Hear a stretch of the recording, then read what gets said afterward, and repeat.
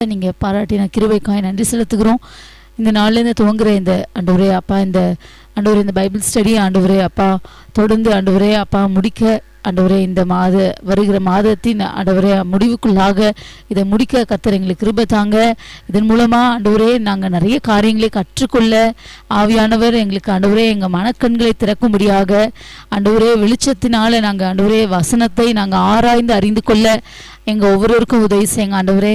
அப்பா உமக்கு ஸ்தோத்திரம். இதிலிருந்து நல்ல காரியங்களை கற்றுக்கொள்ளவும் ஆண்டவரே எங்களுடைய ஆண்டவரே அப்பா ஆவிக்குரிய வாழ்க்கையில் இதில் ஆண்டவரே நல்ல முன்னேற்றமும் உண்டாக நாங்கள் செபிக்கிறோம் ஆண்டவரே. வேதத்தை நாங்கள் அப்பா ஆராய்ந்து அறிந்து கொள்ள எங்களுக்கு இன்னும் அதிகமாக கிருபை தாங்க ஆண்டவரே. அப்பா உமக்கு ஸ்தோத்திரம். ஒவ்வொரு காரியங்களும் புரிந்து கொள்ள ஆவியான ஒரு பலன் எங்களை தாங்கும்படியாக செபிக்கிறோம். இன்னும் ஆண்டவரே இதில் யாரெல்லாம் கலந்து கொள்ள நீங்கள் விருப்பம் கொண்டிருக்கீங்களோ அத்தனை பேரையும் நீங்கள் கொண்டு வாங்க. வாஞ்ச விருப்பம் உள்ள ஒவ்வொருவரும் இந்த ஆண்டவரே இந்த பைபிள் ஸ்டடியில் கலந்து கொள்ள உதவி செய்யுங்க. தடை இல்லாமல் ஒவ்வொருவரும் வர உதவி செய்யுங்க. யாருக்கும் எந்த பலவீனங்களும் எந்த சோர்வுகளும் வராமல் ஆண்டவரே அப்பா துவக்கத்திலிருந்து ஆண்டவரே இந்த எசேக்கியேல் புத்தகம் முடிக்கிற வரைக்கும் யாருக்கெல்லாம் நீங்கள் கொண்டு வர விருப்பம் இருக்கீங்களோ அத்தனை பேரையும் கொண்டு வந்து சேர்க்கும்படியாக நாங்கள் செபிக்கிறோம் அப்பா. இந்த நாள்லையும் ஆண்டவரே ஆரம்பிக்கிற இந்த எசேக்கியேல் புத்தகத்தில் எங்களோட பேசுங்க ஆண்டவரே அப்பா. நீங்கள் உங்கள் இருதயத்தில் இருக்கிறதான ஆண்டவரே இருதயத்தின் நினைவுகள் உங்கள் இருதயத்தில் இருக்கிறதான எல்லாவற்றையும் நாங்கள் இந்த புத்தகத்தின் மூலமாக அறிந்து கொள்ள புரிந்து கொள்ள எங்கள் ஒவ்வொருவருக்கும் கிருபை தாங்கப்பா ஆண்டவரே. எடுக்கிற போதுகிறவங்களுடைய கருத்தில் ஒப்பு கொடுக்குறோம். போதிய ஞானத்தையும் பகுத்து போதிக்கக்கூடிய ஆண்டவரே பலனையும் நீங்கள் தாங்க. எந்த பலவீனங்களும் அணுகாமல் காத்துக்கொள்ளுங்க ஆண்டவரே. ரேமா வெளிப்படும்படியாக செபிக்கிறோம் ஆண்டவரே. கர்த்தருடைய வார்த்தையை நீங்கள் நாவுகளை வைங்க, அவரை மறைத்து நீங்கள் வெளிப்படுங்கப்பா. உங்கள் கருத்தில் எல்லாவற்றையும் தாழ்த்தி அர்ப்பணிக்கிறோம். இயேசுவின் நாமத்தில் செபிக்கிறோம் பிதாவே, ஆமேன் ஆமேன். Praise the Lord. ஏதோ ஒரு சின்ன ஸ்பீக்கர் வச்சா. ஸோ எசேக்கியேல் புஸ்தகத்தோட அதாவது ஓவர்வியூ, அது முழு புஸ்தகத்தோட சாரம்சம் தான் கொடுக்கணும் இது வரைக்கும் யோசிச்சு இருந்தேன். ஆனால் பொதுவாக தீர்க்கதரிசன புத்தகங்களோட வரலாறு தெரிஞ்சாதான் இந்த புரியும். அதனால் ஸோ முதல்ல தீர்க்கதரிசன புஸ்தகங்களோட மொத்தம் அதோட சாரம்சம் புரிஞ்சிட்டு அதுக்கப்புறம் எதுக்குள்ளே வருவோம், எசேக்கியேல் புஸ்தகத்துக்குள்ளே வரும். அதுக்கு முன்னாடி பொதுவாக ஆண்டவர் இயேசு கிறிஸ்து எப்பவுமே பழைய ஏற்பாடை 3 கோணத்தில் பார்ப்பார். லூக்காவின் புஸ்தகம் 24ஆம் அதிகாரம் 41 இந்த எம்மாவூஸ் சீஷர்களை பார்த்து பேசும்போது நீங்கள் இதெல்லாம் வாசிக்கலையா அப்படின்னு சொல்லி என்ன செய்வார் கேட்பார். ஸோ பொதுவாக யூதர்கள் பழைய ஏற்பாடு முழுவதும் எப்படி பார்ப்பாங்க அப்படின்றதுக்கு ஆண்டவர் இயேசு கிறிஸ்து அழகாக இந்த இடத்துல நீங்கள் வேத வாக்கியங்களை வாசிக்கவில்லையா, அறியவில்லையா அப்படின்னு சொல்லி கேட்டு அந்த காரியத்தை சொல்லுவார். லூக்காவின் புஸ்தகம் 24ஆம் அதிகாரம் 44வது வசனம்.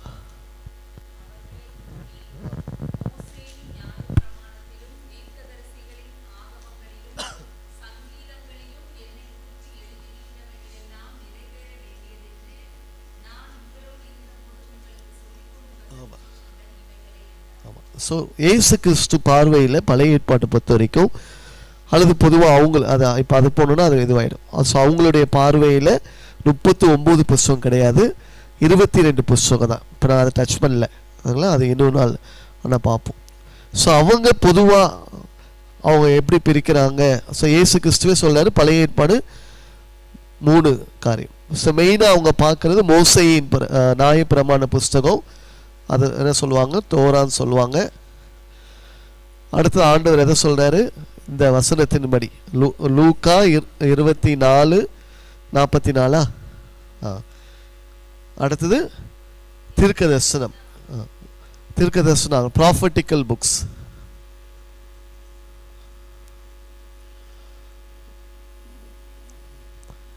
ஸோ இதை நெபுயீம் சொல்லுவாங்க. இது தோரா நெஃபீம், அது ஸ்பெல்லிங் நெபீம் வரும். ஓகே, பிஹெச்ஐ நெபீம். அடுத்தது இதை என்ன சொல்லுவாங்கன்னா சங்கீதங்களை ரைட்டிங்ஸ் கேட்டுபீம். ஸோ இது மூணு சேர்ந்ததை தனுக் அப்படின்வாங்க. தோரா, நெபீம், கேட்டுபீமை தனுக்குன்னுவாங்க. ஸோ இது ஒரு கணக்கில். ஸோ இப்படி தான் பழைய ஏற்பாடை யூதர்கள் பார்த்ததுனால தான் இயேசு கிறிஸ்து இந்த இடத்துல சொல்லும்போது மோசே நியாய பிரமாணத்திலும் தீர்க்க தரிசனத்திலும் ஆக சங்கீதங்களும் என்னை குறித்து எழுதியிருக்குது. அப்போது பழைய ஏற்பாடு முழுவதும் யாரை குறித்து எழுதியிருக்குது? இயேசு கிறிஸ்து. அப்போ நம்ம பார்க்குற ப்ராஃபட்டிக்கல் புக்ஸ்லேயும் யாரை குறித்து எழுதியிருக்கோம்? இயேசு கிறிஸ்து குறித்து எழுதியிருக்கோம். ஸோ இதை முதல்ல நம்ம புரிஞ்சுக்கணும்.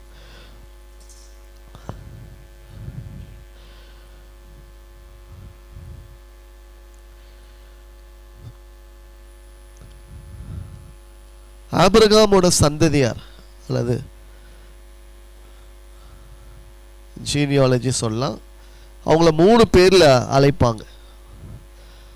ஆபிரகாமோட சந்ததியை 3 பேரில் அழைப்பாங்க. என்னென்ன சொல்லுங்க பார்க்கலாம். நான் தமிழ் எழுதுனேன். என்ன சொல்லலாம்? யாக்கோபோட பேர் இஸ்ரவேல்னால என்ன அழைக்கப்பட்டாங்க? இஸ்ரவேலர். ஆபிரகாம் பேசின மொழி அதனால் எபிரேயர்கள். அடுத்தது சிறையிருப்பு காலத்தில் தான் அந்த வடக்கு ராஜ்யம் சிறையிருப்புக்கு அப்புறம் திரும்ப வராதனால இயேசு கிறிஸ்து வாழ்ந்த காலத்திலே என்னென்ன மாறிச்சு? யூதர்கள். ஸோ இன்னைக்கு எந்த பேர் தான் எதுவாக இருக்குது? ஜூயிஸு. ஆனால் நாட்டு பேர் மட்டும் என்ன இருக்குது? இஸ்ரவேலன்னு சொல்லியிருக்கு.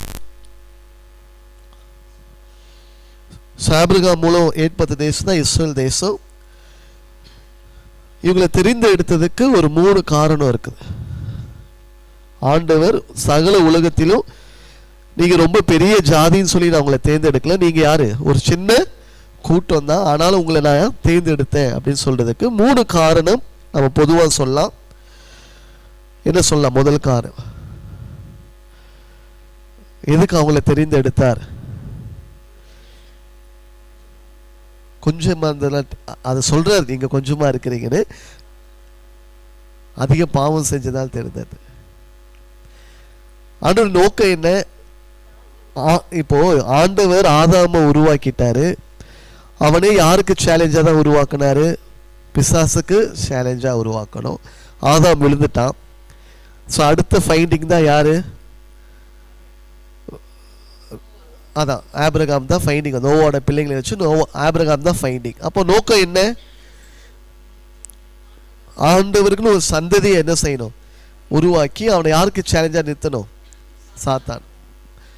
சாத்தானுக்கும் ஃப்ரீ வில் கொடுத்தாரு. ஆனால் அவன் என்ன இருந்துட்டான்? விழுந்துட்டான். ஆனால் உனக்கும் என்னது கொடுக்குறேன்? நீ விழுந்த இடத்துல ஒரு சந்ததியை என்ன செய்யணும்? ஆண்டவர் ஏற்படுத்த ஒரு நோக்கத்தில் வரும்போது, அப்போது ஆண்டவருக்கு என்ட்ரி பாயிண்ட்டாக யார் இருக்கிறா? ஆபிரகாம் தான். அப்போது அவருக்குன்னு சாட்சியாக வாழ்கிற ஒரு கூட்டம் தேவை. அப்போ தனக்குன்னு ஒரு சாட்சியாக வாழணும். அடுத்தது அவங்க மூலமாக தான் அவர் முழு உலகத்துக்கும் என்ன செய்யணும்? வெளிப்பட வேண்டும். அப்போ அவர் முழுக்க முழுக்க யாரை நம்புறாருங்க? ஆபிரகாம். அப்போ ஆபிரகாம் மூலமாக நம்பின எந்த தேசம்? இஸ்ரேல் தேசம். அப்போ தெரிந்து கொண்ட நோக்கம் இஸ்ரேல் தேசம் மூலமாக தான் ரட்சிப்பு எங்கே வரணும்? முழு உலகத்துக்கு வரணும். அதனால் நம்ம கடந்த நாட்களில் பார்த்தோம். அது தவறுனால தான் இப்போ யாருக்கு சான்ஸ் வந்திருக்குது? சபைக்கு. அது அவர் ஆதீனத்தில் அவருடைய என்ன சொல்லலாம் இறையாண்மையில் விழுவாங்க தெரிஞ்சிருந்தாலும், ஆனால் சான்ஸ் யாருக்கு கொடுக்கப்பட்டது? அப்போது அந்த தேசமே எதுக்குன்னா எப்படி சொல்லலாம்னா to be a testimony for him. அவருக்கு சாட்சியாக இருக்கவும், to entire universe world. So எந்த வேர்ல்டு? புறஜாதிகள் நிறைந்த உலகத்துக்கு அவர் என்ன செய்யணும்? வெளிப்படுத்தும். இதுதான் 1 Peter 2:9 அவருடைய புண்ணியங்களை அறிவிக்கும்படி. ஸோ இந்த கூட்டத்தை அதுக்கு தான் ஆண்டு தெரிந்தார்.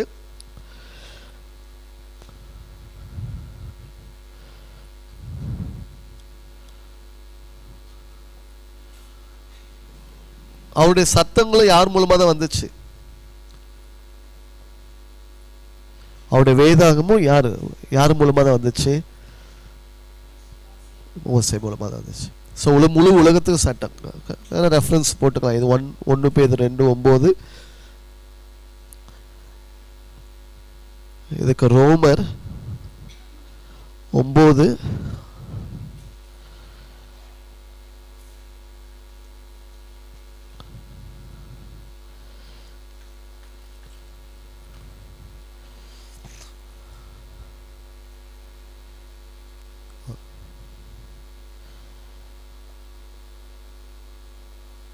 4வது வசனம். யாரா வாசிக்கிறீங்களா? எப்படி வந்திருக்கு சிஸ்டர்? முன்னாடி வந்திருக்கு. எப்படி பாலாஜி எப்படி வந்திருக்கு?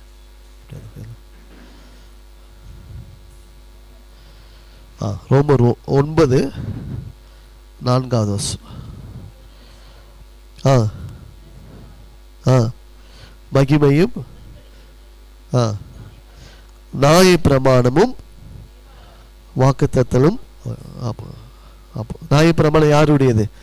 யூதர்கள். அப்போ முழு உலகத்துக்கும் சட்டத்தை கொடுக்கறதுக்கும் இருக்கு. அது எல்லாருக்கும் தெரியும். என்னது? யாரை கொண்டு வர? கிறிஸ்துவ கொண்டு.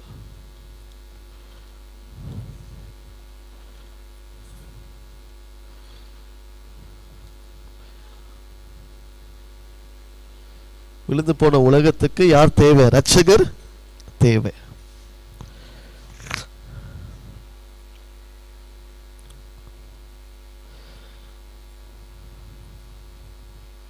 இதுக்கு எந்த வசனம் சொல்லலாம்?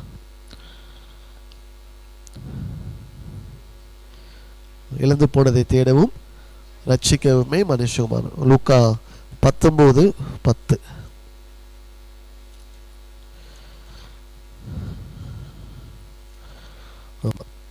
லூக்கா 19:10.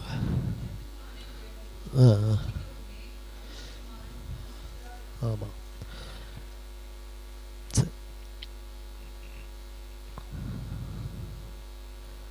ஸோ ஒரு பார்த்துருவோம். ஸோ எசேக்கியேல் புஸ்தகத்தை பார்க்கறதுக்கு முன்னாடி எசேக்கியேல் ஒரு தீர்க்கதரிசன புஸ்தகம். அந்த தீர்க்கதரிசன புஸ்தகம் பழைய ஏற்பாட்டில் எங்க இருக்கு? ஸோ பொதுவாக பழைய ஏற்பாடை நம்ம 5ஆ பிரிப்போம். முதல்ல என்ன சொல்லுவோம்? பஞ்சாகமங்கள் இருக்குங்களா? அதெல்லாம் 5 புஸ்தகம் இருக்குது. அடுத்து சரித்திர ஆகமம், அது என்ன சொல்லலாம்? Historical book. உபாகமத்துக்கு அப்புறம் என்ன வருது? யோசுவா. ஸோ யோசுவாலேருந்து இது ஒரு 12 புஸ்தகம். ஆமாம், யோசுவாலேருந்து எது வரைக்கும்? எஸ்தர் வரைக்கும். யோசுவா முதல் எஸ்தர் வரைக்கும் எத்தனை புஸ்தகங்கள்? 12 புஸ்தகங்கள். அடுத்தது பொயட்டிக்கல் புக்ஸ். இது ஜோப்லேருந்து யோபு, சங்கீதம், நீதிமொழிகள், பிரசங்கி, உன்னத பாட்டு. ஸோ இது மொத்தம் எத்தனை புக்கு? 5 புக். அடுத்தது அப்புறம் தான் என்ன வருது? Prophetical books. இது இப்போ எத்தனை ஆச்சு? 22 புக்கு. மீதி 17 புக்கை 2ஆக பிரிக்கிறோம். ஓகேவா? ஆமாம், மேஜர் ப்ராஃபட்ஸ். அத்தனை என்ன சொல்லுவோம்? பெரிய தீர்க்கதரிசனம். ஆமாம், மேஜர்னா இவங்க பெரிய ஆள் அப்படி கிடையாது, புஸ்தகங்களின் அளவில் பிரிக்கிறோம். ஸோ ஏசையா, எரேமியா, புலம்பல், எசேக்கியேல். புலம்பல்லாம் உங்களுக்கு அவங்களோட வேதத்தில் ஒன்றா இருக்கும், எரேமியாவோட சேர்த்து இருக்கு இந்த புஸ்தகம். ஸோ இது ஒரு 5 புஸ்தகம், இது ஒரு 12 புஸ்தகம். ஓசியா முதல் மல்கியா வரைக்கும் அது ஒரு 12 புஸ்தகம். ஸோ இது 35. இந்த 5 பொதுவாக இது நம்ம பிரித்தது, இப்போ இருக்கிற பைபிள் பிரித்தது. ஆனால் அவங்க பார்க்குறது ஏசு கிறிஸ்தோட இயேசு சீஷர்களை பார்த்து சொல்லும்போது மோசையின் நியாயப்பிரமாணத்திலும் அத்தனது தீர்க்கதரிசன புஸ்தகத்திலும் சங்கீதங்களிலும் அப்படிதான் பழைய ஏற்பாட்டை சொல்லுவாங்க. ஆண்டவர் ஏன் இஸ்ரவேலை தெரிந்து கொண்டதுக்கு நிறைய காரணம் சொல்லலாம். இப்படி எடுத்துக்கலாம். முதல், அவருக்கு ஒரு கூட்டம் எப்படி வாழணும்? சாட்சியா வாழணும். அவரை வெளிப்படுத்த வேண்டும். யாருக்கு? முழு உலகத்துக்கு வெளிப்படுத்த வேண்டும். அந்த முழு உலகத்துக்கு வெளிப்படுத்த தான் யாரு அனுப்பினாரு? இயேசு கிறிஸ்து மேசியா அனுப்ப. அதுவும் ஒரு நோக்கம். யாரை தெரிந்து கொண்டதுக்கு? ஆபிரகாம் தெரிந்து கொண்டதுக்கு. அவங்க மூலமா எது வெளிப்படணும்? வேதாகமும் வெளிப்படணும். அதாவது இவ்வளவு பெரிதான கட்டளை பெற்ற வேறு ஜாதி எது? அது கூட நோட் பண்ணிக்கலாமா? உபாகமும் 6:4 நினைக்கிறேன்.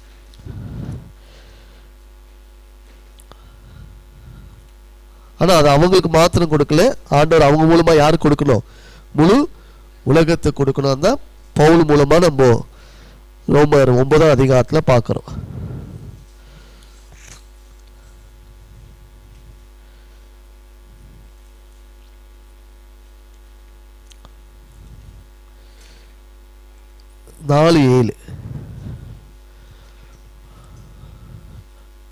டியூட்ரானமி 4, உபாகமம் 4:7.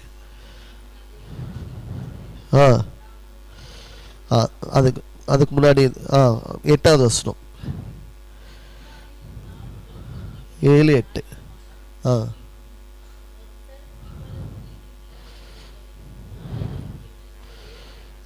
ஆமாம், வேறு பெரிய ஜாதி இது சரிங்களா? சரி, கொஞ்சம் வேகமாக போகும். சரி, டஸ்ட் இருக்குதா? இது அங்கேருந்து இது க்ளீனாக தெரியுமா? அது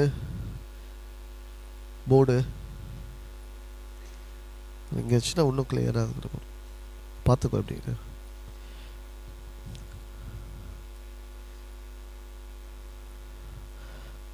ஓகே, சரி, இப்போ பார்ப்போம். இப்போ இதில் இஸ்ரேலோட சரித்திரம் எடுத்தீங்கன்னா முதல்ல என்ன இருக்கிற? ஆபிரகாம் தனி மனிதனாக இருக்கிறான். அடுத்தது என்னவா மாறுது? ஒரு குடும்பமாக மாறுது. யாரோட குடும்பம்? யாக்கோபுடைய குடும்பம். அந்த யாக்கோட குடும்பம் தான் அதுக்கடுத்து என்னவா மாறுது? ஒரு தேசமாக மாறுது. அவங்கள வெளியே அழைச்சிட்டு வர்றாரு, அவங்களுக்கு நியாயப்பிரமாணம் எல்லாம் கொடுக்குறாரு. ஸோ அப்போ அவங்களுடைய மொத்த சரித்திரமும் இதுக்குள்ளே வந்துடுது. ஆமாம். ஸோ பழைய ஏற்பாட்டோட மொத்த கதை ஆக்சுவலாக பார்த்தா இதோடு முடிஞ்சுது, எஸ்தர் முடிஞ்சு. அப்போ இதில் என்ன புதுசாக தெரிஞ்சுக்கிறதுக்காக, தெரியாதவங்களுக்காக நான் சொல்கிறேன். ஸோ பைபிள் ஒரு பழைய ஏற்பாடு ஆக்சுவலாக ஒரு ஹிஸ்ட்ரி புக்கு. அவங்களோட மொத்த கதையை இதோடு முடிஞ்சுது, எஸ்தரோடு முடிஞ்சுது. நீங்கள் அதோட வாசிச்சிங்கன்னா எதுலேருந்து யோசுவா, நியாயாதிபதிகள், ராஜாக்கள் வராங்க. ராஜா காலத்தில் சிறையிருப்புக்கு போகிறாங்க. திருப்பி சிறையிருப்பில் திரும்பி ஆலயத்தை கட்டுறது எஸ்ரா நெகேமியால வரும். அதுக்கடுத்து ஒரு அடிமையாக இருக்கிற பொண்ணோட அந்த கதை முடிஞ்சுது. அப்போ இது என்ன புஸ்தகம்? இந்த ராஜாக்கள் காலத்தில் அவங்க எழுதின பாட்டுகள் என்னது? யோபு சரிங்களா, சங்கீதம், இவங்க போயிட்டு இந்த ராஜாக்கள் காலத்தில் வாழ்ந்த தீர்க்கதரிசிகள். அப்போ இந்த தீர்க்கதரிசி புஸ்தகம் எல்லாம் நீங்கள் எதோட கம்பேர் பண்ணணும்? Historical books. நீங்கள் 1 ராஜாக்கள், 2 ராஜாக்கள், 1 சாமுவேல், 2 சாமுவேல் சரிங்களா. முக்கியமாக இந்த 4 புஸ்தகம் தான். 1 ராஜாக்கள், 1 நாளாகமும், 2 நாளாகமும். இந்த 4 புஸ்தகத்தில் இருக்கிற ராஜாக்களுக்கு எழுதின புஸ்தகம் தான் என்னது? தீர்க்கதரிசன புஸ்தகம். புரியுதா உங்களுக்கு? அப்போ பழைய ஏற்பாடு வாசிக்கணும்ல எத்தனை புக் வாசித்தா போதும்? யோசுவாலேருந்து எஸ்தர் வாசித்தா போதும். ஆமாம், ஏன்னா அது வரைக்குமே அது ஒரு கூட்ட ஜனம், அது ஒரு ஆரம்பம். அவங்க 40 வருஷம் சரித்திரம் இருக்கும். அவங்க ரியல் ஸ்டோரி எங்கேருந்து ஆரம்பிக்குது? யோசுவாலேருந்து ஆரம்பிக்குது சரிங்களா. ஆக்சுவலாக அப்படி எடுத்தோன்னா யாத்திரை 19 ஆரம்பிக்குதுன்னு சொல்லலாம். எங்கேருந்து புறப்பட்டது? எகிப்துலேருந்து புறப்படும்.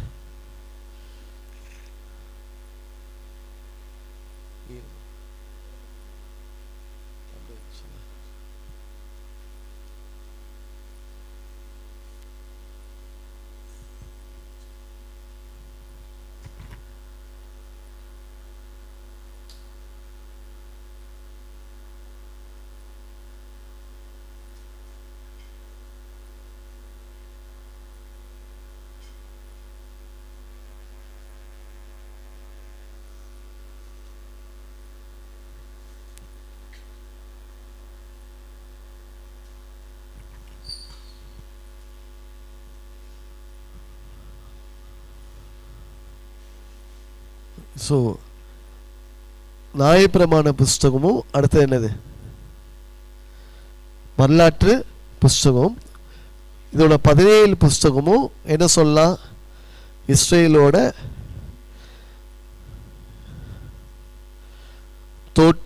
தோற்றம்னா என்ன சொல்லலாம்? அவங்களோட ஆரிஜின். அடுத்தது அவங்களுடைய என்ன சொல்லலாம்? வளர்ச்சி, அடுத்தது என்னது? வீழ்ச்சி. இதுதான் மொத்தம். சரிங்களா? என்ன சொல்லலாம்? அவர்களுடைய தோற்றம், வளர்ச்சி, வீழ்ச்சி.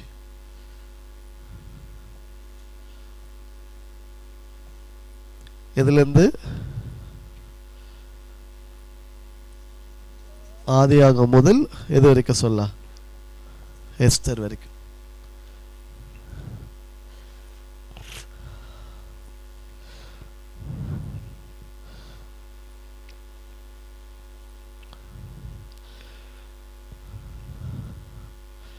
சங்கீத புஸ்தகங்கள், பொய்டிக்கல் புஸ்தகங்கள்லாம் அவங்களுடைய பொற்கால ஆட்சியில் எழுதப்பட்டது. தியான இலக்கியங்கள் எப்போ எழுதப்பட்டது? ஆமாம், கோல்டன் பீரியட். நல்லா அவங்க செழிப்பாக எல்லாரும் பேர் பெற்றிருக்கும் போது சாலமோன்லாம் அப்போ தான் அவர் எழுதியிருக்கார். தாவீது, சாலமோன்லாம் அப்போ தான் எழுதியிருக்கிறாங்க. இதை விஸ்டம் புக்ஸ்ன்னு சொல்லலாம். விஸ்டம் லிட்ரேச்சர்ஸ், ஞான இலக்கியங்கள்.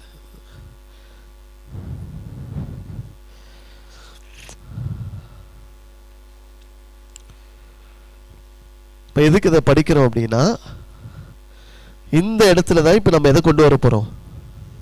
தீர்க்கதரிசன புஸ்தகத்தை கொண்டு வரோம். புரியுதா உங்களுக்கு? ஸோ தீர்க்கதரிசன புஸ்தகம் ஏன் படிக்கணும்? நம்ம விழாம இருக்கிறதுக்கு. ஏன் விழுந்து போனாங்க காரணத்தை தெரிஞ்சாதான். புரியுதா உங்களுக்கு? அப்போ ஏசியா முதல் மல்கியா வரைக்கும் நான் எதுக்கு படிக்கணும் அப்படின்னா, இவ்வளோ பெரிய தேசம், இவ்வளோ ஆண்டு அற்புதமாக நடத்திட்டு வந்த தேசம், எந்த ஆட்சியெலாம் நடந்திருக்குது? நடந்த தேசம். அது இன்னைக்கும் எப்படி தான் இருக்குது? திடீர்னு அதுக்கு வீழ்ச்சி இப்போ திருப்பி ஆண்டவருக்கு அது என்ன கொடுத்துருக்காரு? உயிர் கொடுத்துருக்கிறார். இருந்தாலும் சுற்றிலும் லூக்கா 21 வாசிக்கலாமா? இன்னைக்கு இருக்கிற சிச்சுவேஷன். லூக்கா 21. இன்னைக்கும் இஸ்ரேலோட நிலைமையை ஆண்டவர் அவர் வந்தபோது சொல்றார். எத்தனையோ முறை வீழ்ச்சி அடைஞ்சும் அதுக்கு சம்பவிக்கிறத சொல்றாரு.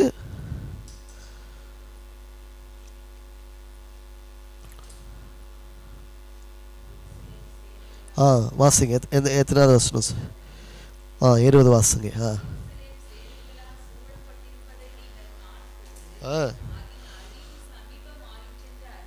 ஆமாம், 31 வாசிங்க.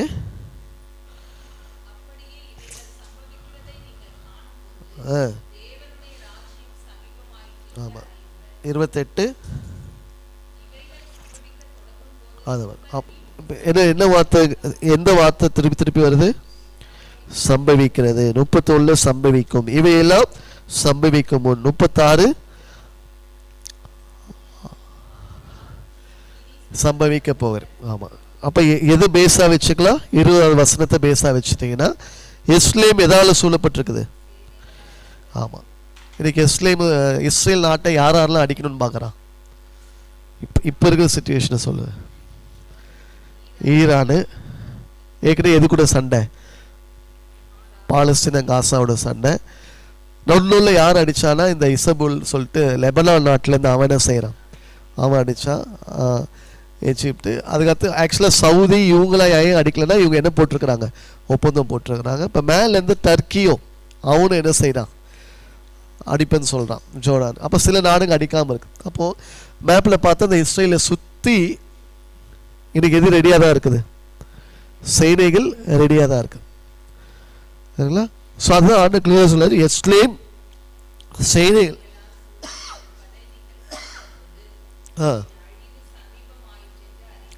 அதன் அழிவு என்ன? இது 28 எது சமீபமாக இருக்குது?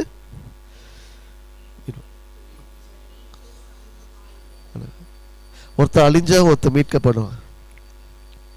ஆண்டோட திட்டம் கொஞ்சம் நேரத்தில் சில நேரத்தில் என்ன செய்யும்? யாருக்கு அழிவு?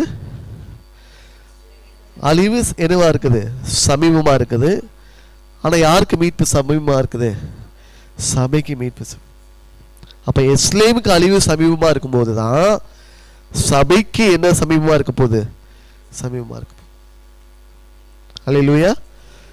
அந்த மீட்பு சமீபமா இருக்கணும்னா சபை என்ன ஆயிடக்கூடாது. ஆமா, இயேசு கிறிஸ்து நேற்றும் இன்றும் என்றும் மாறாத, வார்த்தை மீறாதான். அப்ப ஏன் இந்த தீர்க்கதரிசன புஸ்தகம் படிக்கணும்னா, அன்னைக்கு அந்த தேசத்துக்கு என்னெல்லாம் சொன்னாரோ அதை அவங்க கேட்காதனால என்ன செய்தாங்க, விழுந்து போனாங்க. ஸோ அதே காரியம் தான் இன்னைக்கு நமக்கு கையில கொடுத்து அதை என்ன செய்திருக்கிறாரு, பேசியிருக்கிறார். நீங்க ஏதோ செய்தியில தான் கேட்டேன், அகஸ்டின் அங்கிள் சொல்றாரு, எது இப்போ தீர்க்க தரிசனம்னா இந்த எழுதப்பட்ட வார்த்தையை இன்னைக்கு இந்த காலத்துக்கு எடுத்து நம்ம பார்க்கறது, அது என்னது, ஒரு தீர்க்க தரிசனம். அப்போ இந்த வீழ்ச்சி வந்து எருசலேம் அல்லது என்ன சொல்லலாம், அல்லது முழு இஸ்ரவேல் ராஜாக்கள் காலத்துல எப்படி வீழ்ச்சி அடைந்தது, அந்த அந்த வீழ்ச்சி அடைந்த காலத்தை பற்றி படிக்கிற புஸ்தகம் தான் என்ன புஸ்தகம், புஸ்தகம்.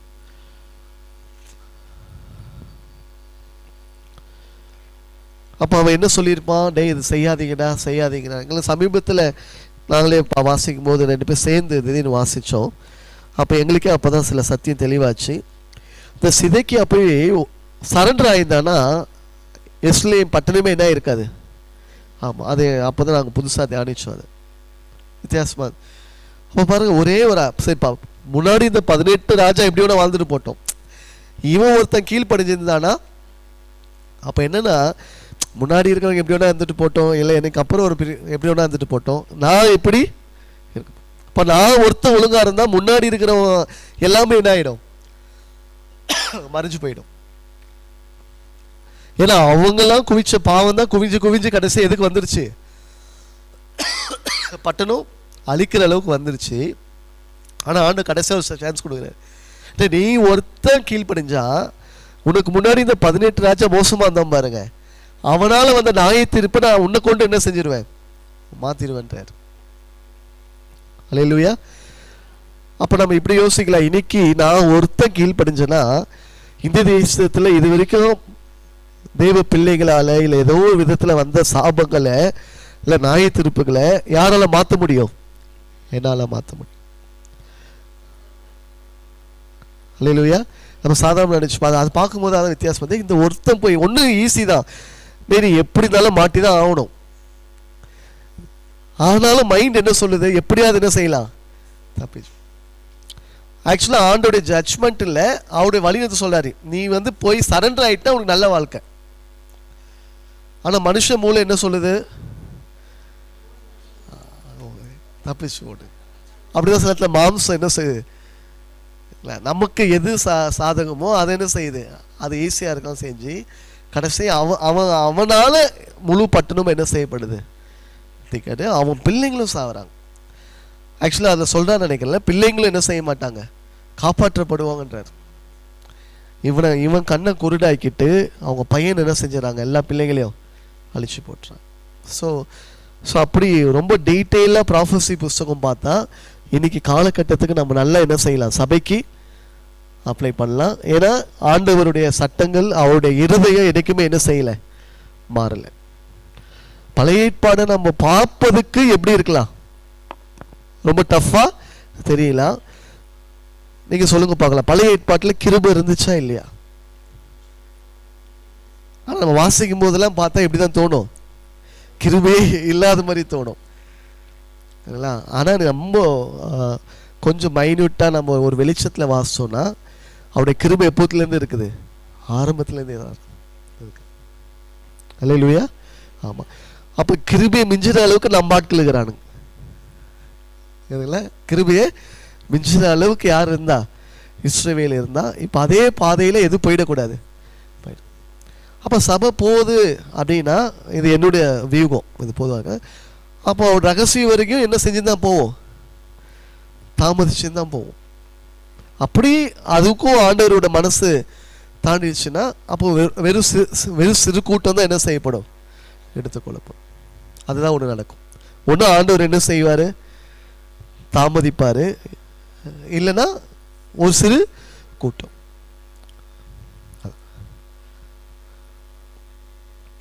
சரி, ஏசியா முதல் மல்கியா வரைக்கும் எத்தனை புஸ்தகங்கள்? சரி, இப்போ இதை பார்த்ததுனால நம்மளுக்கு ஒரு கிளியர் கட் தெரிஞ்சிச்சு. தீர்க்கதரிசன புஸ்தகங்கள் இந்த 3 யாருக்கு எழுதப்பட்டது? இஸ்ரேல் தேசத்துக்கு எழுதப்பட்டது. இஸ்ரேல் தோற்றத்தை எங்க பார்க்கலாம்? பஞ்சாகமத்தில் பார்க்கலாம். வளர்ச்சி எங்க பார்க்கலாம்? ஆமா, யோசுவாலேருந்து எல்லாம் பார்த்துட்டு ராஜாக்கள் புஸ்தகங்களை பார்த்து, ராஜாக்கள் காலத்துக்கு அப்புறம் என்ன ஆயிடுச்சு? வீழ்ச்சி வர ஆச்சுட்டு. அதில் தான் யார் எந்த புஸ்தகங்கள் வந்து? தீர்க்கதரிசன புஸ்தகங்கள். இந்த தீர்க்கதரிசிகள் பெயர்கள் கூட உங்களுக்கு வரும். 1 ராஜாக்கள், 2 ராஜாக்கள், 4ஆம் அங்கங்கே என்ன செய்யும்? வரும். ஸோ எத்தனை தீர்க்கதரிசிகள் எழுதுனாங்க? ஏசாயா முதல் மல்கியா வரை எத்தனை புஸ்தகங்கள்? 17 புக்ஸு. ஆனால் எத்தனை பேர் எழுதுனாங்க? அந்தந்த பேரே தான். 2 புஸ்தகம் மட்டும் யார்? எரேமியா எழுதுனதுனால. அப்போ எத்தனை தீர்க்கதரிசி சொல்லலாம்? 16 தீர்க்கதரிசி. ஸோ எஸ்லேவ அழிவை பற்றி தான் அவர் பேசுகிறார் இல்லைங்களா? ஸோ இந்த 16 தான் நம்ம என்ன செய்யலாம்? 4 அதை நம்ம பிரிக்கலாம். ஸோ இவங்க 4 யார்? ஏசாயா, ஜெரேமியா, இப்போ நம்ம எசேக்கியேல், அடுத்தது தானியேல். இங்கே எடுத்தால் சொல்லலாமா? ஓசியா, ஓசியா, ஜோயல், அடுத்தது ஆமோஸ், மீகா, ஓபதியா, அடுத்து நாகும், ஆபக்குக், அடுத்தது ஆமாம் ஜோனா விட்டுமா? மீகா. ஆமாம், மீகாக்கு அப்புறம் யார் வரா? ஜோனா. ஆமாம், செப்பனியா, ஹேகாய், அடுத்தது சகரியா, அடுத்தது மல்கியா, மலாஜ். 5, 6, 7, 8. எத்தனை பேர் வராங்க? 12. இப்போ இந்த 3 பேர் இது. அதுக்கு முன்னாடி நான் இதை பிரிச்சிடுறேன், அதுக்கப்புறம் மற்ற டீட்டெயில்ஸை பார்ப்போம். இப்போ 3 பேர் எப்படி நம்ம பிரிக்கலாம்? இப்போ வீழ்ச்சி தான் நம்ம என்ன பார்க்கணும். இப்போ இந்த புஸ்தகமே எதுக்காக வந்திருக்குது? Why to study prophetical books தான். ஆமாம், எப்படி சொல்லலாம்? இஸ்ரேல் தேசம், ஆமாம், வீழ்ச்சிக்கான காரணங்களை என்ன சொல்லலாம்? நம்ம ஆராயும் புஸ்தகங்கள் சொல்லலாம். இந்த வீழ்ச்சியை தான் இன்னும் நம்ம வந்து வேற வார்த்தை பார்க்க போறோம். அந்த வீழ்ச்சி என்னது? ஆக்சுவலா சிரியா. அவங்களுக்கு வீழ்ச்சின்றது என்னது? சிரியா அழிக்கல, நாடு கடத்திட்டு போயிடு, அகதியா கூட்டிட்டு போறது. இப்போ என்ன செய்யறாங்க? பங்களாதேஷ்ல இருக்கிறவங்க சில பேர் எங்க வந்துடுவாங்க? இந்தியாவுக்கு வந்துடுவாங்க. இலங்கையில் இருக்கிறவங்க அங்க பிரச்சனையால் இங்க வராங்க. ஆனா இது எப்படின்னா, இந்தியாவே போய் இலங்கைய கேப்சர் பண்ணிட்டு அங்க இருக்கிற ஆட்களை கொண்டு வந்து எங்க வச்சுறது? இங்க வச்சுட்டு எதையும் ஆளுகை செய்யறது? நாட்டை ஆளுகை செய்யறது. ஸோ அப்படிதான் பாபிலோன் ராஜாவும் அசிரியர்களும் அவங்க செய்த ஸோ இந்த சிறையிருப்பை ஆங்கிலத்தில் வந்து எக்ஸைல் அப்படின்வாங்க. இந்த எக்ஸைல் எப்படி நம்ம பிரிக்க போறோம்னா,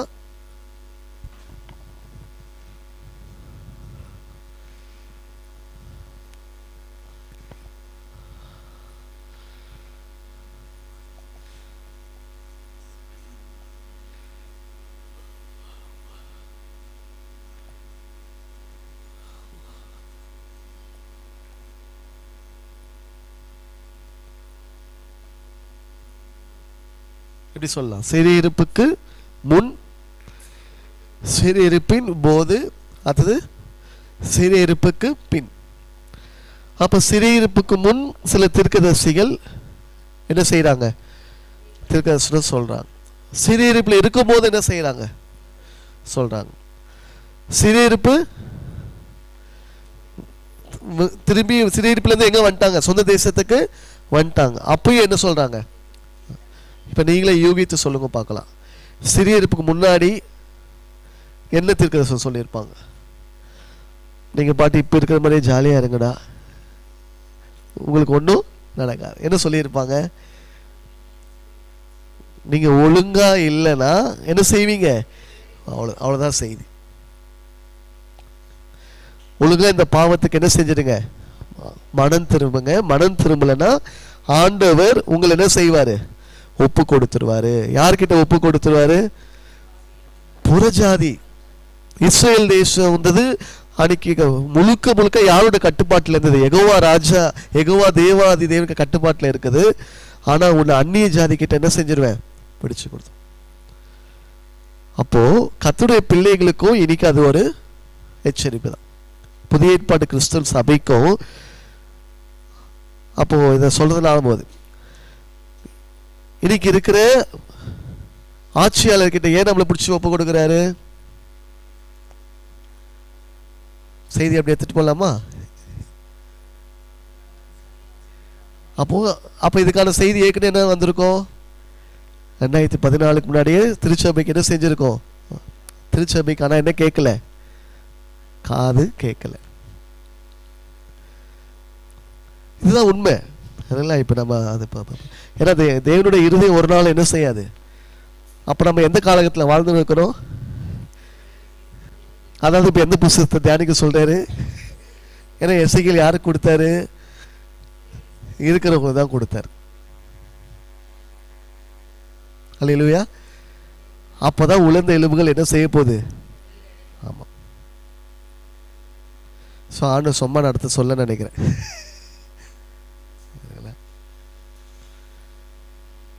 புரியுதா உங்களுக்கு?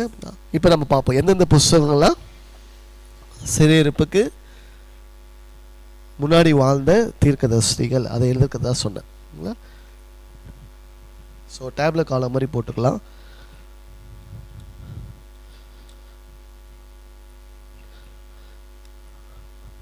நான் இங்கிலீஷில் எழுதுறேன், நீங்கள் தமிழில் எழுதணும்னா எழுதிக்கிங்க. சிறையிருப்புக்கு முந்தைய தீர்க்கதரிசிகள், ப்ரீ எக்ஸிலிக் ப்ராஃபட்ஸ். தமிழில் சிறையிருப்புக்கு முந்தைய தீர்க்கதரிசிகள்.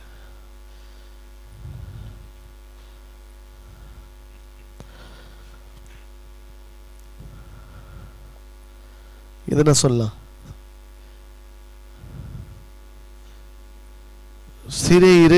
சிறையிருப்பின் தீர்க்கதரிசிகள். சிறையிருப்புக்கு ரொம்ப ஈஸி. யாரு சிறையிருப்பில் இருந்தாங்க? எந்த தீர்க்கதரிசி சிறையிருப்பில் இருந்தாரு? தானியேல்.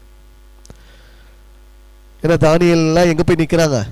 நேபுகாத்நேச்சர் கிட்ட போய் இன்னைக்கு ரொம்ப வாலிபனா போயிருக்கிறாப்ல. சரிங்களா? ஸோ அப்போ 2 தீர்க்கதரிசி தான். சிறையிருப்பின் போது ஆண்டவர் அவங்களை என்ன செய்யல? கைவிடலை. அந்த இப்போ எப்படின்னா, இப்போ நம்ம இந்திய தேச சிறையிருப்புக்கு போய் சைனா தேசம் நம்மளை கூட்டிகிட்டு போயிட்டாங்கன்னா அங்கே என்ன இருக்காது? சர்ச்சு இருக்காது. அப்போ ஆனால் அந்த இடத்துல நமக்கு ஒரு செய்தியை கொடுக்கறதுக்காக நம்ம ஜனத்திலே யாரா 2 பேர் ஆண்டவர் என்ன செய்கிறாரு? எழுப்புறாரு. ஸோ அப்படி எழுப்பினவங்க தான் யாரு? தானியேல். அடுத்தது எசேக்கியேல். சிறையிருப்புக்கு பிந்தி நமக்கான அது ஈஸி தான். அது வந்தோடனே இனிமேல் அது ஒழுங்காக இருங்கடா, திருப்பி எல்லாம் சேர்ந்து எதை கட்டுறாங்க? ஆலயத்தை கட்டுறாங்க. அதுதான் யார்? எஸ்ரா, நெகேமியா. அவங்க காலத்தில் அவங்களுக்கு தீர்க்கதரிசனம் உரைத்தவங்க தான் இந்த கடைசி 3 புஸ்தகங்கள். ஆகாய், சகரியா, மல்கியா. இவங்களாம் யாருக்கு பேசுகிறாங்க? இதை இப்போ தான் அடிபட்டு வந்திருக்கிற இவங்களா. இனிமே அது என்ன செய்ய? ஒழுங்காரு. ஆகாய் தான் சொல்லாது, எழுந்து போய் மலையில் என்ன செய்யுங்க? ஆலயத்தை கட்டுங்க. முந்தின ஆலயத்தின் மகிமை காட்டில் என்ன இருக்குது? ஆமாம் அப்படி சொல்லிட்டு இயேசு கிறிஸ்துவரெல்லாம் சகரியா பேசுறது. ஆனால் மல்கியில் வரும்போது பார்த்தா திருப்பி பழைய குருடி.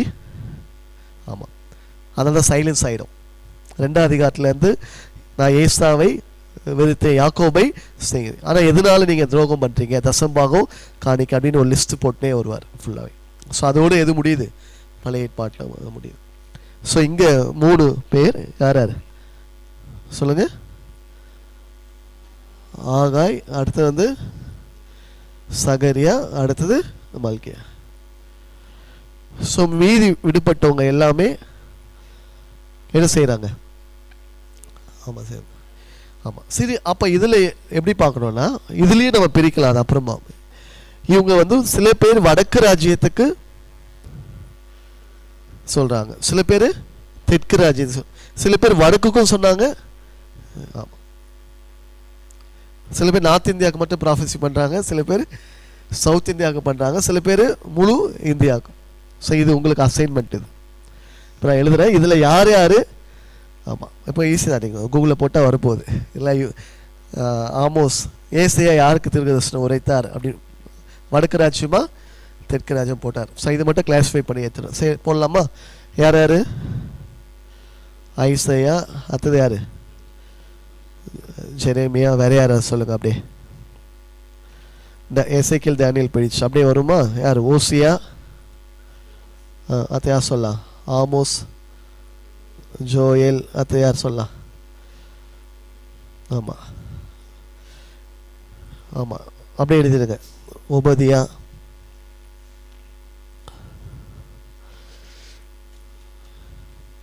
மீகா, வாங்கம்மா, நாகும், ஆபகுக், 5 6 10, இன்னும் 2 பேர் வரணும். செப்பனியா,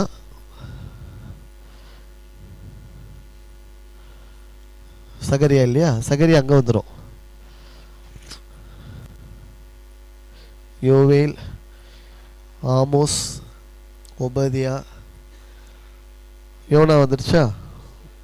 மீகா, ஆமாம் 1 2 3 4 5 6 7 8 9 10 11, ஆமாம் வந்துச்சு. 16 பேரில் மொத்தம் 16 தீர்க்கதரிசி, 17 புஸ்தகம்.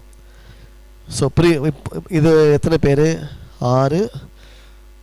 சிறையிருப்புக்கு முன்னாடி தீர்க்கதரிசனம் உரைத்தவங்க 11 பேர், சிறையிருப்பின் போது உரைத்தவங்க 2 பேர், ஆமாம் சிறையிருப்புக்கு அப்புறம் உரைத்தவங்க 3 பேர். 16 தீர்க்கதரிசிகள். எத்தனை புஸ்தகங்கள்? 17 புஸ்தகங்கள்.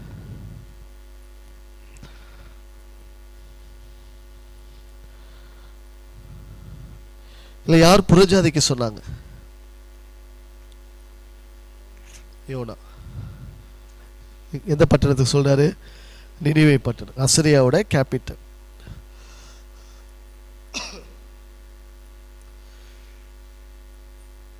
ஆனா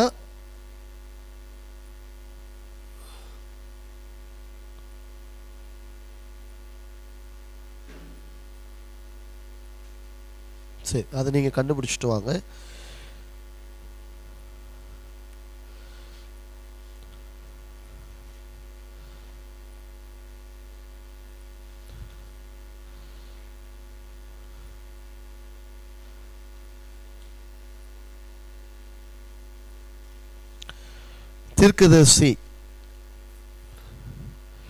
தீர்க்கதரிசி அப்படின்றதுக்கு ஒரு பெயர் விளக்கம் சொல்லுங்க பார்க்கலாம். நீங்க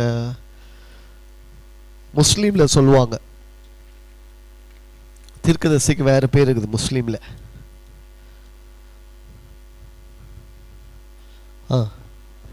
சொல்லுங்க. நபிகள். ஸோ தீர்க்கதரிசி அப்படின்ற வார்த்தைக்கு என்ன வார்த்தை இருக்குது? நபி. ஸோ 2 அந்த எபிரேய மொழியில தீர்க்கதரிசி அல்லது ப்ராஃபட், நம்மளுக்கு இங்கிலீஷில் என்ன சொல்கிறோம்? ப்ராஃபட்னு. ஆனால் ஹீப்ரூவில் ஸோ 2 வார்த்தை வருது. ஒன்று ரோயே. ரோயேன்னா என்ன ஞாபகம் வருது உங்களுக்கு?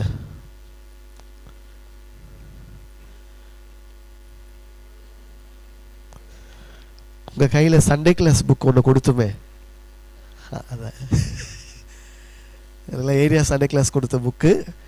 ஸோ அந்த பேர் ரோயேன்றது எதோட பேர்? தீர்க்கதரிசி ப்ராஃபட்டோட ஹீப்ரு பேர் தான் என்னது? ரோயே அல்லது உசையா. இதுக்கு என்ன அர்த்தம்னா ஞான திருஷ்டிக்காரன். 1 சாமுவேல வரும்னு நினைக்கிறேன் அந்த வார்த்தை. சாமுவேல என்ன சொல்லுவாங்க? ஞான திருஷ்டிக்காரன் சொல்லுவாங்க. அதுக்கு என்ன அர்த்தம்னா தரிசனம் பார்க்கிறவன். பிழையாம பார்த்து கூட சொல்லுவாங்க. தரிசனம் பார்க்கிறவன்.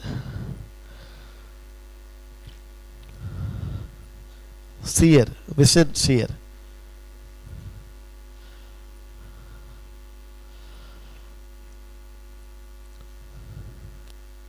ரெஃபரன்ஸ் சொன்னா எழுதிக்க.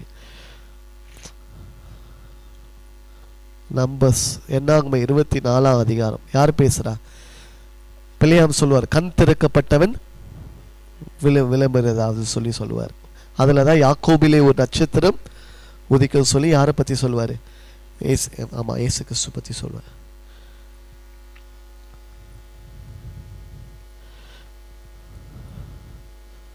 ரெண்டு சாமுவேல் 24:11.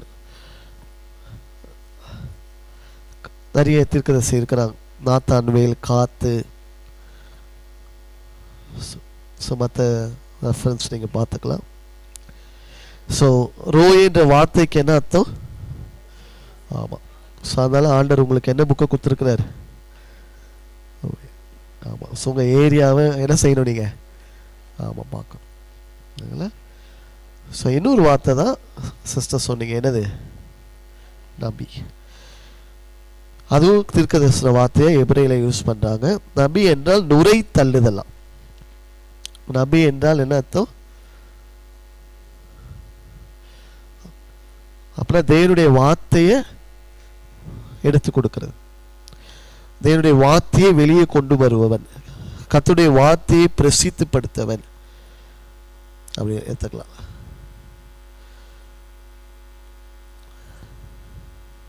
இதை தவிர காவல்காரன், கடிந்து கொள்பவன், அடையாளம், அப்படி பல பேர் இருக்குது.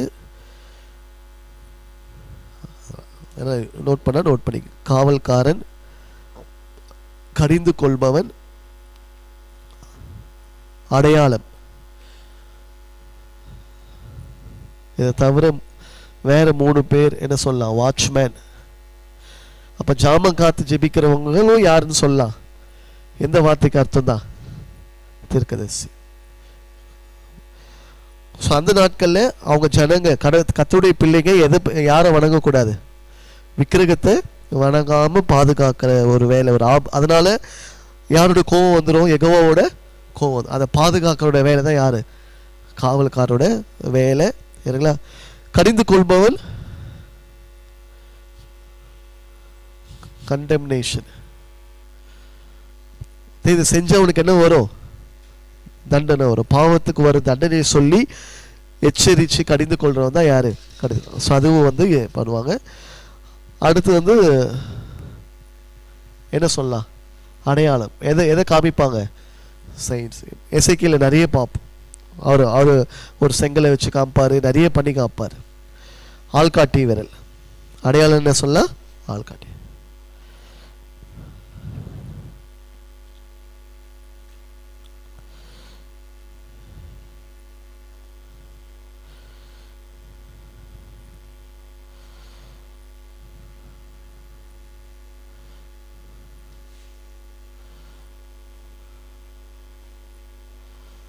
ஸோ பழைய ஏற்பாட்டில் பொதுவாக 3 பேர் ஊழியம் செஞ்சாங்க. புதிய ஏற்பாட்டில் எத்தனை விதமான ஊழியங்கள்? 5 விதமான. என்னென்ன சொல்லலாம்? அப்போஸ்தலர்கள், தீர்க்கதரிசிகள்.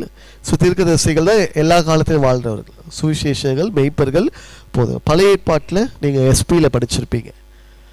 பழைய ஏற்பாட்டில் பிரதானமாக 3 விதமான ஊழியங்கள்.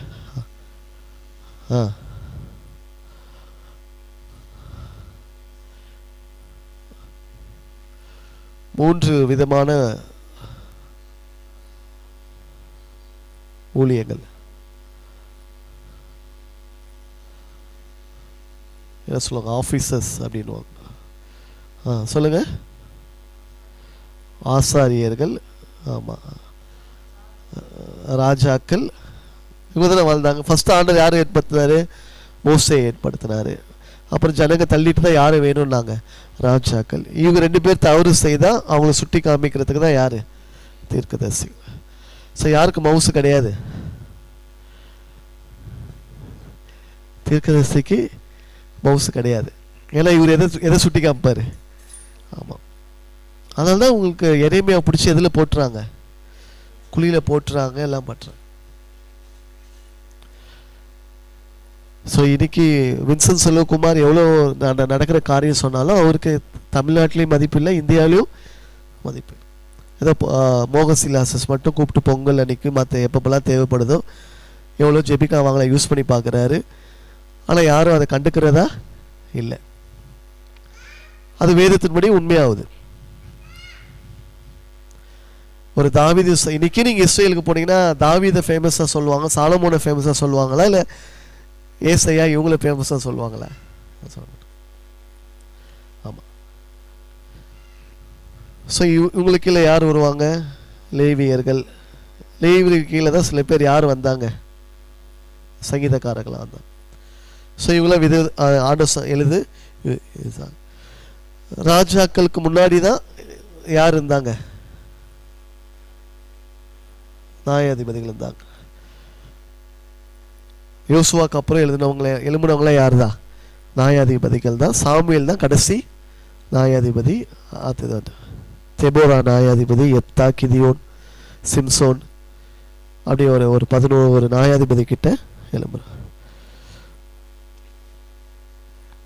இது இல்லாமல் இந்த பாடகர்கள் அவர்களை ஆசாப்பு அவங்களாம் இருக்கும்போது அவங்க என்னவா மாறுறாங்க? சில பேர் ஞானிகளும் இருந்திருக்காங்க. ஸோ இவங்கள தான் எடுத்து ஆண்டவர் என்ன செய்தார்? ஊழியம் செய்தார். ஆண்டவர் சார்பாக ஊழியம் செய்தாங்க. ஆனால் இவங்களே கால லெவலில் என்னவா மாறிட்டாங்க? ஈன ஜனங்களா மாறிட்டாங்க, ஆதாயப்படுத்த ஆரம்பிச்சுட்டாங்க. ஸோ இதுலேருந்து தோன்றவங்க தான் யார்? பரிசேயர்கள். நீங்கள் இப்போ நம்ம சோசன் படம்லாம் பார்க்கும்போது அவரை சுற்றி சுற்றி கேள்வி கேட்குறவங்களாம் யார் தான்? இவங்க தான். சரி, இந்த 3 ஆஃபீஸும் இந்த 3 அபிஷேகமும் இருக்கிற ஒரே ஆள், ஒரே நபர்னா யார் தான்?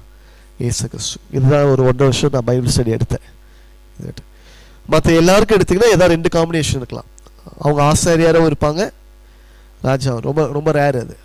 இல்லை ஆசாரியாவும் இருப்பாங்க, இல்லை தீர்க்கதரிசியாக இருப்பாங்க. ஸோ இந்த காம்பினேஷனில் இருப்பாங்க. ஆனால் 3மே இருக்கிற ஒரே நபர் யார்? இப்போ இயேசு கிறிஸ்து எந்த பொசிஷனில் இருக்கிறாரு? இப்போ பிரதான ஆசாரியாக மரிச்சு உயிர்த்தெழுந்து இப்போ என்னவா இருக்கிறாரு? ஆசார். கடந்த நாட்களில் பூமியில் வந்தபோது தீர்க்கதரிசியார் இருந்தார். இப்போ வரப்போறவர். ஆமாம், புரியுதா உங்களுக்கு? ஸோ இது கடந்த காலம், இது நிகழ்காலம், இது எதிர்காலம். யாரை பொறுத்த வரைக்கும்? இயேசு கிறிஸ்து. ஸோ இந்த 3 அபிஷேகமும் உடையவர் இயேசு கிறிஸ்து தான்.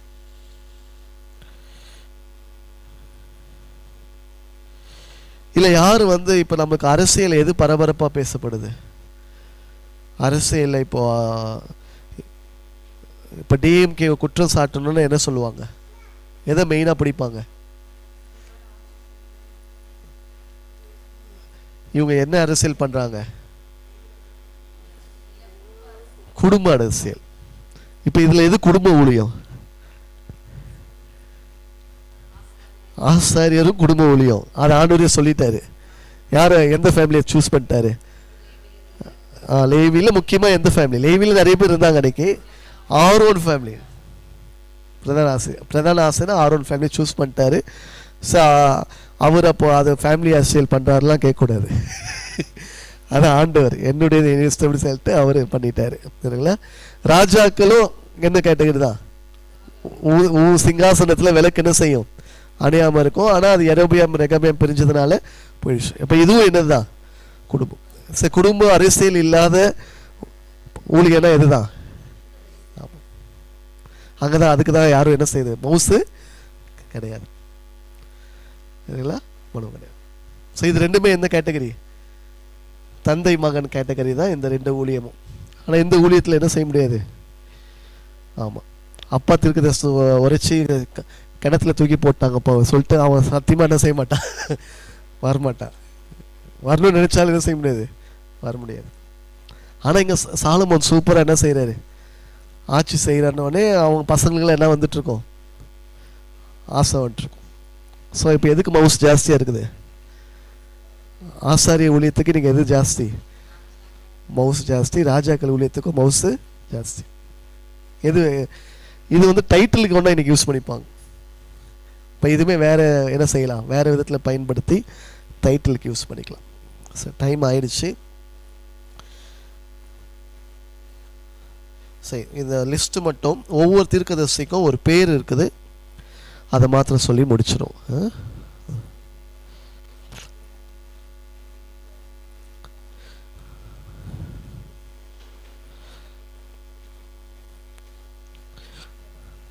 ஸோ இதில் பரிசுத்தமாக வாழ்ந்து தங்களுக்கு கொடுக்கப்பட்ட ஊழியத்தை உத்தமமாக செய்தவர்கள்லாம் யாரு தான்? ஸோ பழைய ஏற்பாட்டில் தீர்க்கதரிசி விழுந்த மாதிரி யாரும் இருக்க மாட்டாங்க. நீங்கள் பார்த்தீங்கன்னா ஏசியா முதல் மல்கியா வரைக்கும் அவங்க ஏதாவது பாவம் செஞ்சு பாவம் செய்யாதவனே இவர் தான் போய் விபச்சாரி என்ன செய்ய சொல்லுவார், கல்யாணம் பண்ண சொல்லுவார். அவங்க நிலைமை அப்படி தான். ஸோ இப்போ இல்லை ஒரு புது ரிலேஷன் பண்ணுவார். ஸோ அப்போனா பார்த்தீங்கன்னா ஆண்டோடைய சித்தத்தை பர்ஃபெக்டாக நிறைவேற்றினவங்களாம் யாரு தான்? இவங்க 2 பேரும் என்ன செஞ்சிட்டாங்க, விழுந்துட்டாங்க. அதனால இவங்கள உணர்த்துறதுக்காக அதில் கொஞ்சம் ஏடாகுடம் பண்ணால் தான் நம்ம யார், யோனா. ஆமாம், யோனாக்கும். ஆனால் யோனாவோட முடிவு என்னெல்லாம் தெரியல. ஆண்டவர் அவனை மறுபடியும் பண்ணார். அவன் சொன்ன காரியத்தை என்ன பண்ணிட்டான், செஞ்சுட்டான். சரிங்களா? சவ மூலமாக தான் அந்த நினைவே பட்டணம் என்ன செய்யப்பட்டது, ரட்சிக்கப்பட்டு எல்லாம் திருப்பி சொன்னதுனால. ஸோ அப்போது யெகோவா தேவனுடைய நீதியின்படி ஆளவும் மேசியா வருவதுக்கு ஏற்படுத்தவும் சரிங்களா, ராஜாக்கள் வந்து யாரை கொண்டு வரணும், ராஜானா ஆளுகை செய்கிறவர். அது மாதிரி யார் வந்து ஆளுகை செய்ய போகிறா, மேசியாவை தான் ஆளுகை செய்யணும். அப்போ அதுக்கு உண்மையாக வழி தோன்ற பண்ண வேண்டியது யார்? ஆனால் ராஜாக்கள் என்ன செஞ்சிட்டாங்க, வந்துட்டாங்க. ஒரு சிலர் தான். அதனால தான் உங்களுக்கு எல்லா இடத்துலையும் எப்படி வரும், இவன் எப்படி ஆட்சி செய்தான்னு வரும், ஒரே வார்த்தை தான் 2 பேருக்கும் வரும். செம்மையானதை தேவனுடைய பார்வைக்கு எப்படி வாழ்ந்தாங்க, செம்மையானதாக வாழ்ந்தார்கள். இன்னொரு மற்ற ராஜாக்களுக்கு எப்படி போட்டிருக்கோம், தேவனுடைய பார்வைக்கு பொல்லாப்பானதை செய்தாங்க. இதுதான் மாறி மாறி வரும். ஸோ இதில் ஒரு 20, அதில் 19, 39 ராஜா எடுத்திங்கன்னா நீங்கள் வெள்ளை விட்டு என்ற அளவுக்கு தான் என்ன செய்தாங்க, செம்மையாய் வாழ்ந்தாங்க. அப்போ தீர்க்கதரிசிங்க தான் சரிங்களா, ராஜாக்களும் நோக்கத்தை என்ன செய்யலை, நிறைவேற்றலை. மக்களுக்கு எச்சரிப்பு கொடுத்து சரிங்களா, ராஜாக்களை எடுத்து எச்சரித்தவங்க தான் யாரு, தீர்க்கதரிசி. அவங்க லைஃப் ஸ்டைல் எப்படி இருக்க போகுது, வித்தியாசமாக இருக்கும். அதனால தான் யோவான் திடீர்னு புதிய ஏற்பாட்டில் எங்கேருந்து வராரு, வனாந்திரத்துலேருந்து வராரு. யாரோட சொந்தக்காரு? ஆமாம், அவரே கொஞ்சம் பயந்துட்டு இருப்பார். நம்மளால ஜாலியாக எங்கே இருந்தோம், அப்பா அம்மா கூட இத்தனை வருஷம் வந்தால் இவன் நமக்கு மேலே என்ன செய்கிறான் இருக்கிறானே. அதனால கேட்குறாரு, யாரை பார்க்க போனீங்க அப்படின்னா அவ்வளோ ஃபயராக யார் இருந்திருக்கிறா. அதனால தான் யாருக்கே ஞானஸ்தானம் கொடுக்க முடிஞ்சது, ஏசு கிறிஸ்து. சரி, டைம் ஆயிடுச்சு, நாளைக்கு பார்ப்போம். இது 16 தீர்க்கதரிசிகளோட ஒரு பேரோட அர்த்தம், இல்லைன்னா அவங்க எந்த மாதிரி தீர்க்கதரிசி அப்படின்ற மாற்றம் சீக்கிரம் பார்த்துட்டு முடிச்சிடும். எழுதிக்கிங்க, ஆனால் தமிழ்லே எழுதிக்கிறேன். ஏசையா சொல்லணும்னா ஓல்ட் டெஸ்ட் ஷார்ட்டாக போட்டுக்கிறேன். சுவிசேஷகன், பழைய ஏற்பாட்டு என்ன சொல்லலாம், ஆமாம் இவாஞ்சலிஸ்ட், ஓட்டி இவாஞ்சலிஸ்ட். ஏசையாவை என்ன சொல்லலாம், பழைய ஏற்பாடு. புதிய ஏற்பாட்டில் அப்போஸ்தலர் புஸ்தகத்தில் பிரபலமான சுவிசேஷகர் யார், அவர் பேரே டேஷ் என்னும் சுவிசேஷகன் வரும் புதிய ஏற்பாட்டில். ஆமாம், பிலிப்பு என்னும் சுவிசேஷன். 5 அவனுக்கு எத்தனை பொண்ணுங்க, 5 பொண்ணுங்க. 5 பொண்ணுங்குமே என்னவா இருந்தாங்களா, தீர்க்கதரிசிகளாக இருந்தாங்க. ஸோ அதுபோல் பழைய ஏற்பாட்டில் சுவிசேஷகன் தான் யார், ஏசையா. இது இதுவும் நம்ம ஒரு மினி பைபிள் சொல்லுவாங்க. ஏன்னா இதில் எத்தனை சாப்டர்ஸ் இருக்குது, 66. ஸோ அதோட கண்டென்ட்டும் பார்த்தீங்கன்னா மொத்த பைபிள் கண்டென்ட் இருக்குது. முதல் 39 அதிகாரமும் எதை குறிக்குது, பழைய ஏற்பாடோட சரித்திரம் மாதிரி இருக்கும். 40 தான் கரெக்டாக யோவான் பற்றி வரும், ஏசையா 40. கரெக்ட். அப்புறம் அது 64 வந்து பார்த்தீங்கன்னா புதிய வானம் புதிய பூமின்னு சொல்லி வெளிப்படுத்தின விஷயம் வரும். ஸோ நீங்கள் ஏசையா ஃபுல்லாக நம்ம படிச்சிட்டோன்னா எதுக்கு ஈக்குவல், ஃபுல் பைபிள் படித்த ஒரு சாரம்சம் அந்த தெளிவோடு படித்தோன்னா ஈஸி. அப்போ எப்படி படிக்கணும்னா ஏசையா 1 அதிகாரத்தை ஆதி ஆகமத்தோடு கம்பேர் பண்ணணும். ஏசையா 2 வந்து யாத்திராகமத்தோட. அப்போ ஏசியா 39 மல்கியா, ஏசியா 40 மத்தேயு. அப்படி கம்பேர் பண்ணாலும் உங்களுக்கு ஒரு இன்சைட்ஸ் கிடைக்கும். எரேமியா,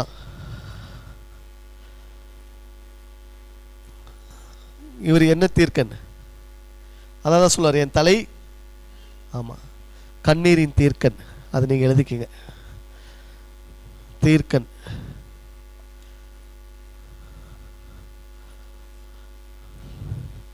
எசேக்கியேல் என்ன சொல்லலாம்? முதல் அதிகாரத்தில் என்ன பார்க்குறாரு? அப்போ அவர் என்ன தீர்க்கன்? ஆமாம், தரிசன தீர்க்கதரிசி.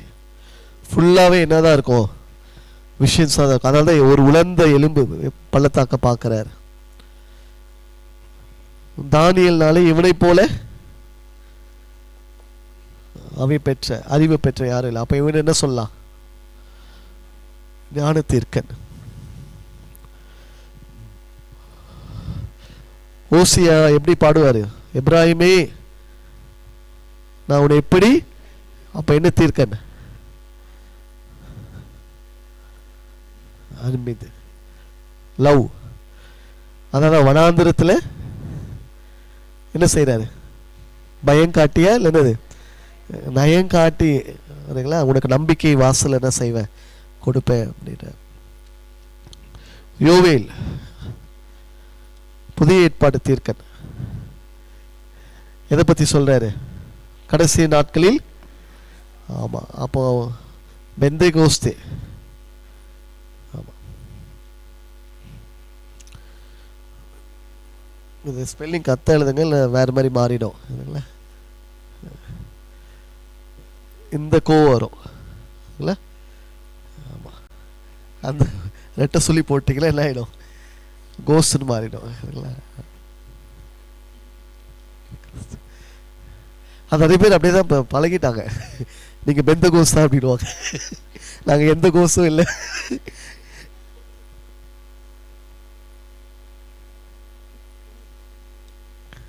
ஆமோஸ் அவர் என்ன தீர்க்கன்? நீதியின் தீர்க்கன். நிறைய தேவனுடைய நீதியை பற்றி.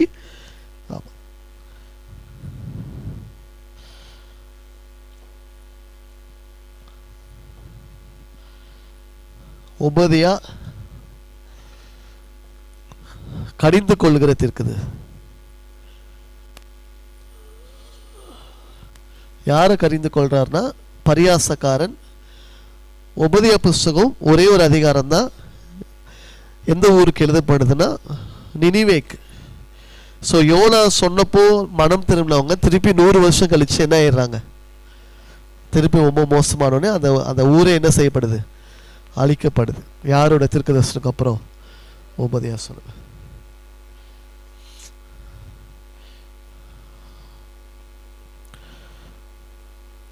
சரி, நான் அப்படியே எழுதுறீங்களா? நான் எழுதலை. யோனா முழு உலக தீர்க்கதரிசி. அப்போஸ்தல காலத்திலே ஒரு முழு உலக தீர்க்கதரிசி இருந்தார். பஞ்சம் வரும்னு சொன்னார். யாரு? அகபஸ். நம்ம எஸ்தர் சிஸ்டர் பையன் அகபஸ். மீகா ஏழைகளின் தீர்க்கன். நாளைக்கு வந்தோடனே டெஸ்ட் உங்களுக்கு. மீகா ஏழைகளின் தீர்க்கன். அப்படியே சொல்லுங்க பல. கண்ணீரின் தீர்க்கன் எரேமியா. தரிசன தீர்க்கன், நீதியின் தீர்க்கன் ஆமோஸ். பெந்தேகோஸ்தே தீர்க்கன். ஆமா. புதிய ஏற்பாட்டு சுவிசேஷகன். பழைய ஏற்பாட்டு தீர்க்கதரிசி தான் ஏசாயா. புதிய ஏற்பாட்டு தீர்க்கதரிசி யோவேல் சொல்லலாம். ஏன்னா பெந்தேகோஸ்தே. ஆமா ஆமா. நாகும் கவிஞன். கவிஞன்னா இங்கிலீஷ்ல என்ன சொல்லலாம்? போயிட்ஸ். ஆபகுக் தத்துவ மேதை, பிலாசபர். ஸோ நாகும் போயிட், ஆபகுக் பிலாசபர். செப்பனியா மேடை பேச்சாளன். செப்பனியா யாரு? பேச்சாளன். ஆகாய் ஆலயத்தை கற்றும்படி சொல்றதுனால தேவாலய தீர்க்கன். அவர்தான் ஆலயத்தை கட்டுறதுக்கு சொல்றார். செருபாவில பார்த்து சொல்வார், உன்னை என்னவா வைப்பேன்? முத்திரை மோதிரமா வைப்பேன். பிந்தின ஆலயத்தின் மகிமை காட்டிலும் முந்தின ஆலயத்தின் மகிமை காட்டிலும் பிந்தின ஆலயம் 2 அதிகாரம் தான். யாரை உற்சாகப்படுத்துறாரு? செருபாவையெல்லாம் உற்சாகப்படுத்தி அந்த ஆலயத்தை கட்ட வைக்கிறது கட்டு சொல்வாரு. நீங்க என்னது, நீங்க மச்சிப்பாவு என்னது இந்த வீட்டில் இருக்கிறீங்க, ஆனா நீங்க என்ன செய்ய, எழுந்து கட்டுங்கன்னு சொல்லி உற்சாகப்படுத்துற ஒரு. சகரியா ஞான திருஷ்டிக்காரன்.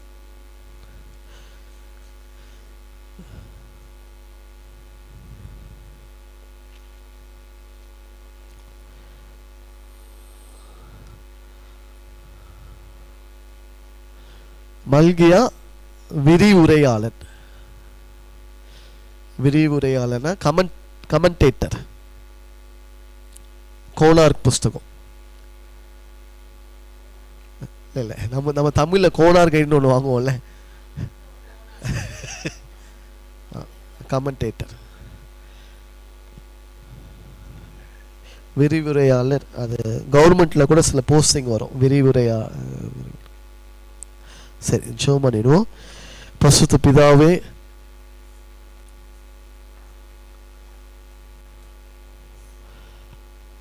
இந்த நேரத்துக்காக நாங்கள் நன்றி செலுத்துகிறோம் அப்பா. நேற்றும் என்றும் மாறாதவரே உம்மை நாங்கள் ஸ்தோத்தரிக்கிறோம் அப்பா. ஆண்டவரே, இந்த நாளில் ஆண்டவரே அப்பா, இஸ்ரேல் சில சரித்திரங்களும் இந்த வேதத்தில் ஏன் தீர்க்கதரிசன புஸ்தகம் வைத்திருக்கிறீர், அதை நாங்கள் ஏன் படிக்கணுன்றதுக்கு ஒரு முன்னுரையை நீங்கள் ஆவியானவர் அழகாக எங்களுக்கு நடத்தி கொடுத்தீங்க. இதை கேட்க உற்சாகமாக வந்த உங்கள் பிள்ளைகளுக்காக நான் நன்றி செலுத்துகிறேன்ப்பா. ஆண்டவரே, இந்த 21 நாட்கள் அதை நாங்கள் எவ்வளோ கற்றுக்கொள்ள முடியுமோ கர்த்தர் எங்களுக்கு கற்றுத்தரும்படியாகி நாங்கள் செபிக்கிறோம்ப்பா. இன்னும் யாரெல்லாம் இந்த கிளாஸில் கலந்து கொள்ள நீங்கள் சித்தமுள்ளவராக இருக்கிறீரோ அவங்க எல்லாரையும் நீங்கள் கொண்டு வந்து சேர்க்கும்படியாகி நாங்கள் செபிக்கிறோம். ஆண்டவரே, நீங்கள் ஆசீர்வதிங்க, பலப்படுத்துங்க. இயேசு கிறிஸ்துவின் நாமத்தில் செபிக்கிறோம் எங்கள் நல்ல பிதாவே, ஆமென். என் ஆத்துமாவே கர்த்தரை ஸ்தோத்திரி, என் முழுலமே பரிசுத்த நாமத்தை ஸ்தோத்திரி. என் ஆத்துமாவே கர்த்தரை ஸ்தோத்திரி, மறவாதே. ஆமென், ஆமென்.